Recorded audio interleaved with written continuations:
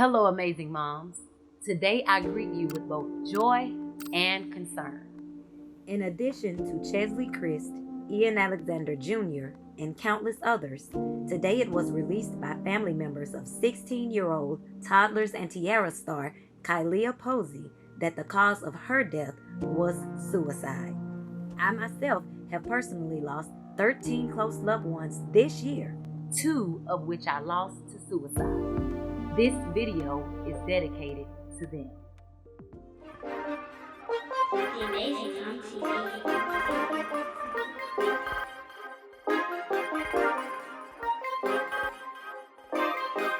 You got this, Mom. You got this, Mom. You got this, Mom. You got this, Mom. You got this, Mom. You got this, Mom. You got this, Mom. You got this.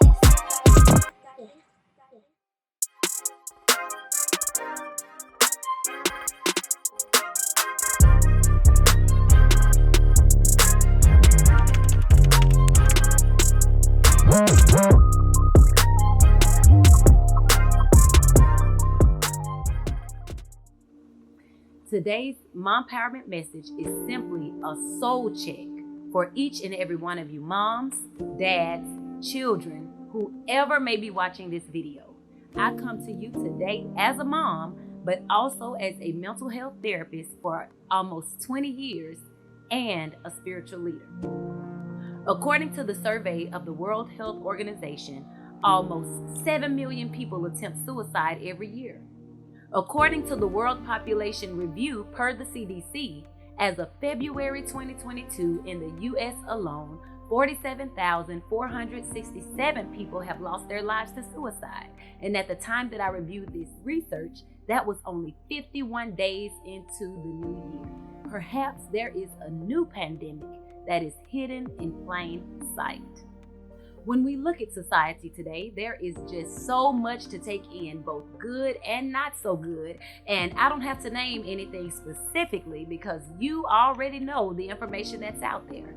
And the weight of life's cares and concerns, challenges, obligations, and even ambitions can lead to stress, grief, comparison, and frustrations that can eventually dominate your logical thinking to the point that you may feel forced to do something wrong, like harm yourself.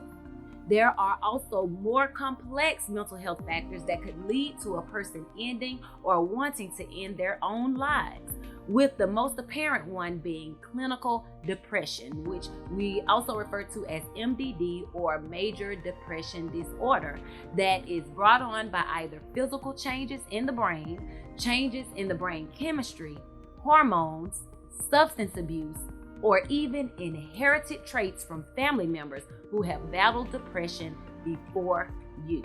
Now, I told you I was coming to you as a mom, as a therapist, and a spiritual leader, right?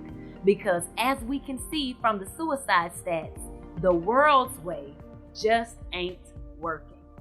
So as a sister who loves you with the love of Christ, I have a duty to also make you aware that there is a real enemy out here who is relentlessly after your soul.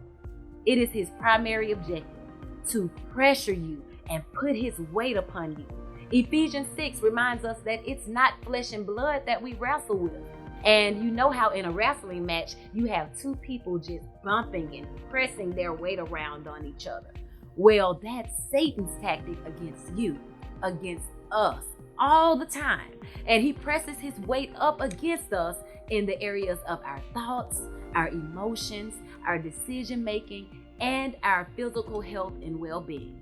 And he knows that if he can keep us mentally tormented, mentally burdened and oppressed, and keep our perspective and outlook distorted, we will never accomplish whatever we set out to do or what we were created for.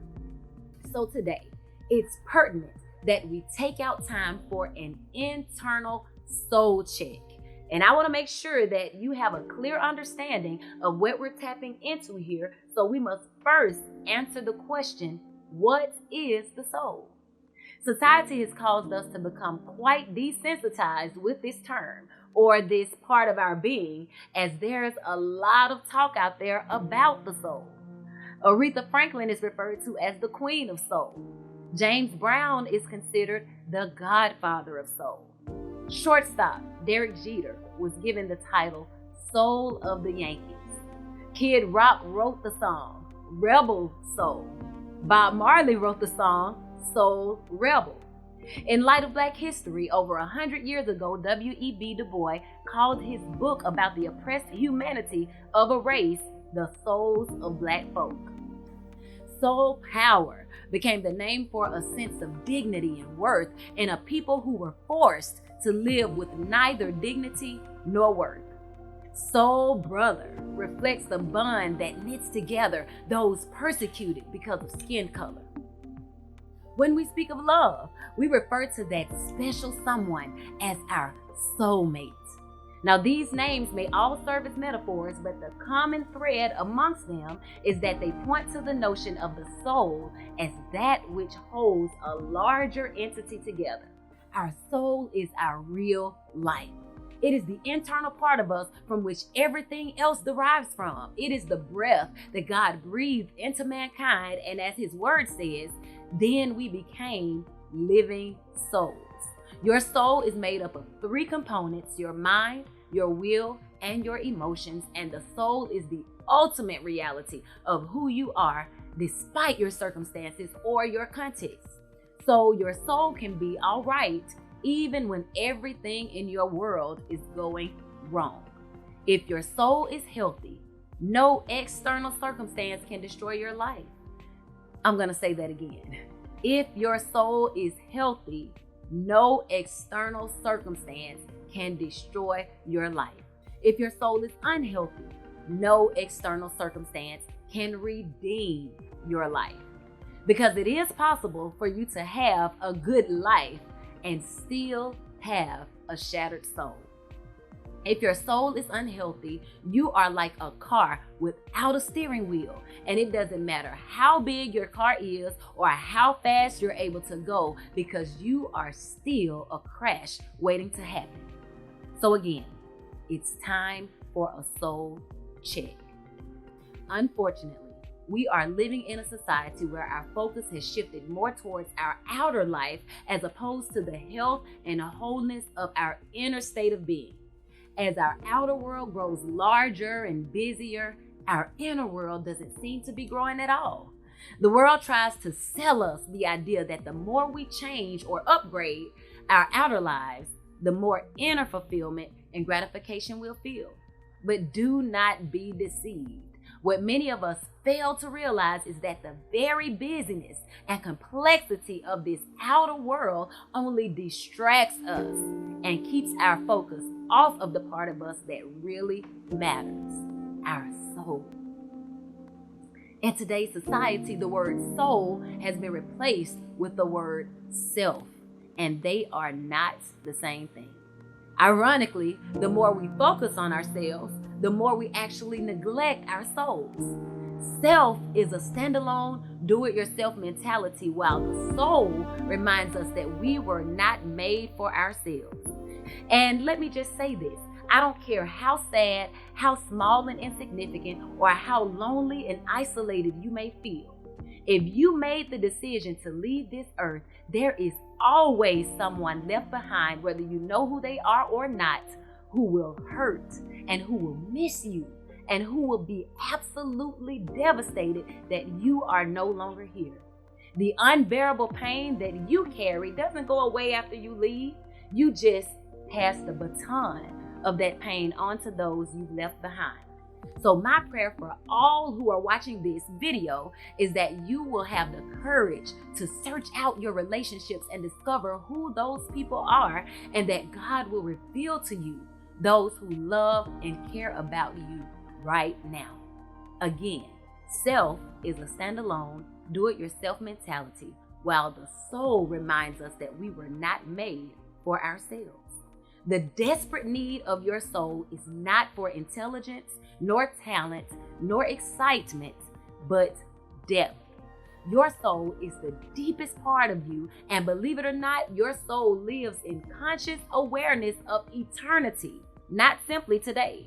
The human soul seeks harmony, connection, and integration, and seeks to connect us with other people, and with nature and creation, and above all, with God Himself. Now, back to that whole wrestling analogy. Satan doesn't mind us going to church anymore. He doesn't mind us hearing a good message or a positive word like this one. But it's when we begin to allow God to work on our inner being, to change our heart condition, that the enemy starts to panic. And he knows that if he can keep us focused on everything around us, or even keep our mind full of debilitating thoughts, our lives will never change. It's a vicious cycle. We ignore our internal life, and as a result, we never have or achieve the outer life that we desire. True life starts from within us, from the place of a healthy soul. It is said that if the devil can't make you sin, he can make you busy, because either way, your soul will shrivel. We mistake busyness and clutter for life. A person preoccupied with the externals, like success, reputation, ceaseless activity, lifestyle, the latest gossip, may be dead internally and not even recognize it. Your soul is your eternal now that will also be your eternal you.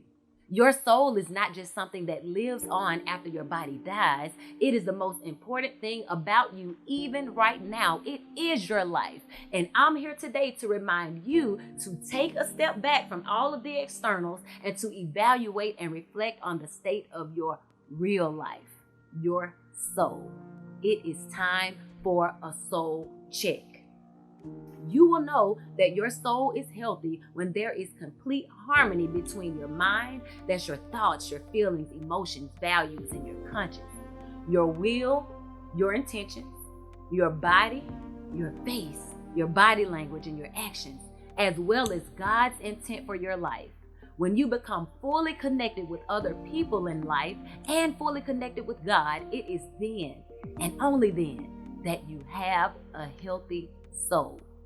Your soul matters to God. In fact, I believe it's all that matters. For in 3 John chapter 1, verse 2, God says, "Beloved, I wish above all things that you may prosper and be in health, even as your soul prospers." In Mark chapter 8, verse 36, he asks, "For what shall it profit a man if he shall gain the whole world and lose his own soul?" In Deuteronomy chapter 4, verse 29, he says that if you seek the Lord your God, you will find him if you seek him with all your heart and with all your soul. Psalm 23:3 says that God restores my soul. He leads me in paths of righteousness for his name's sake. And in Matthew chapter 22, verse 37, it says, "This is what the Lord says. Stand at the crossroads and look. Ask for the ancient paths. Ask where the good way is and walk in it, and you will find rest for your souls.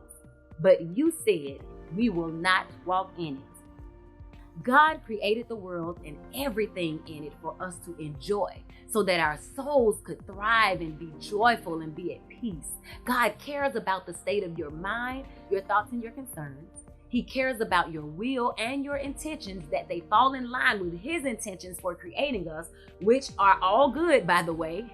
And he cares about your behavior and your actions. And your soul is the command center for them all. And therefore, God cares about your soul.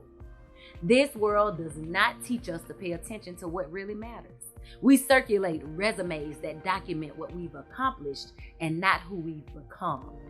Everything around us, from advertisements to entertainment to even our conversations, are consumed with our desire to change our situation, while God is ever waiting to redeem our souls. Superficiality is the curse of our age. For most of our lives, we live in the shallows. We never deal with what's really going on within us. And then something happens, a crisis, a birth, a death, and we're forced to get a glimpse of the true depth of this life. And it is during this time of stillness this time of pondering, this time of grief even, that we finally connect with our soul. The good news today is that a soul, no matter how bound, no matter how tormented, no matter how weary, can be saved and restored. But it will take surrender and humility and softness and space and a willingness to go deep with God on your part. It will take disconnecting from the world's perspective and reconnecting with God's plan for you. Deep is calling to deep today. God wants to restore your soul. Remember, the salvation of your soul is not just about where you go when you die. Salvation refers to healing and deliverance at the deepest level of who we are in the care of God through the presence of Jesus. And truth be told, sooner or later, if it hasn't happened already, your world will fall apart because we live in just that, a fallen world. And Satan is so busy. And how you are able to deal with that situation when everything seems to have fallen apart, what will really matter then is the soul that you have either neglected or nourished and strengthened up till that time. When you allow God to get a hold of your soul, you begin to experience the peace that surpasses all understanding. It becomes more than just words that we quote. You begin to actually experience the peace that surpasses all understanding. You gain freedom from the world's standards and even freedom from the standards of your own. You begin to see God's creation through what the world calls rose-colored glasses, because you know that all things are working together for the good. You won't have to live your life in fear, because as I said before, a soul that is placed in the hands of God can be all right, even when everything in your world seems to be going all wrong. Worldwide, nearly 7 million people attempt suicide every year. And as of February 22 in the U.S. alone, 47,467 people have lost their lives to suicide. It is time for a soul check. Is it well with your soul? Is your soul receiving the proper attention, intention, and care? Is your soul in the right hands? What approaches are you taking or plan to take to ensure that your soul is and remains healthy? Let me know in the comments. And if you want to go a step further, I personally invite you to join my mom's support group over on Patreon. You are an ordinary mom, equipped and empowered by God's amazing grace. So always remember, you got this. Like, subscribe, and share this video with someone you love.